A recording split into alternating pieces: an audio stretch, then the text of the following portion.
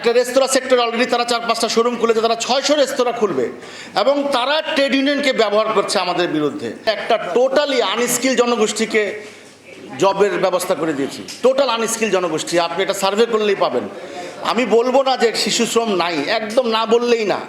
সেই শিশু শ্রমের নামে কিন্তু ঢালাওভাবে আপনি বলতে পারেন না, সেটা হয়তো স্ট্রিট ফুডে থাকতে পারে, কিন্তু আমরা যারা কমপ্লায়েন্স ব্যবসা করছি আমাদের 16 বছরের নিচে কোনো লোক নাই, এটা গ্যারান্টি দিয়ে বলতে পারি। এটা শুধুমাত্র ট্রেড ইউনিয়নের লোক নানানভাবে তাদের ফায়দা লুটার জন্য মিথ্যা প্রপাগান্ডা করছে।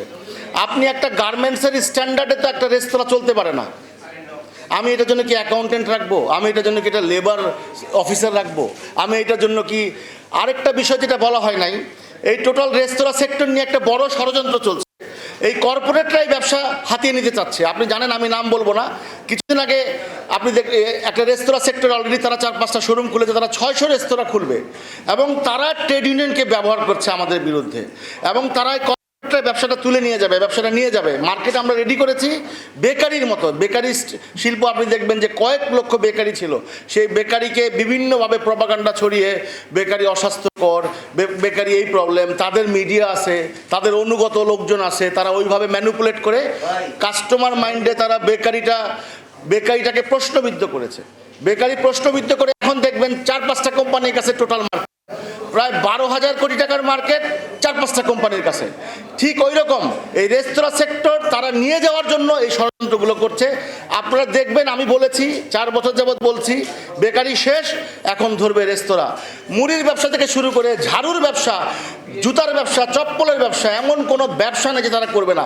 তাদের টার্গেট এখানে তারা কোনো ক্ষুদ্র ব্যবসায়ী রাখবে না, তাদের টার্গেট কোনো এসএমই খাত থাকবে না। এই জন্য এসএমই সেক্টর এমনভাবে দুর্বল করে রাখা হয়েছে, আমাদেরকে কোনো লোন দেওয়া হয় না, এসএমই সেক্টরে কোনো সাপোর্ট নাই, কিচ্ছু নাই।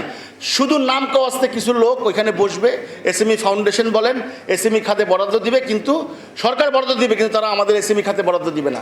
এই টোটাল একটা রাষ্ট্রযন্ত্রের সিন্ডিকেট। আপনি দেখবেন যে ট্যাক্স যারা নির্ধারণ করে তারা রিটায়ারমেন্টের পরে বড় কোম্পানিগুলোতে যায়, বিভিন্ন পলিসি মেকাররা রিটায়ারমেন্টের পরে ওই বড় কোম্পানিতে বিশাল বেতনে চাকরি করে। সুতরাং আমরা নতুন সরকারের কাছে আবেদন করব, এই লুটেরা, এই কর্পোরেটদেরকে যেন এই রিটেল ব্যবসায় ঢুকতে না দেওয়া হয়। একটা শিল্পনীতি করা উচিত যে কে কোন ব্যবসা করবে, কে কোনটা করবে না। এই তাদেরকে থামানো যদি এখনো না হয়, তাহলে টোটাল আজ থেকে 10 বছর পরে দেখবেন টোটাল ব্যবসাটা ওদের কাছে চলে যাবে, ক্ষুদ্র উদ্যোক্তা বলে আর কিছু থাকবে না।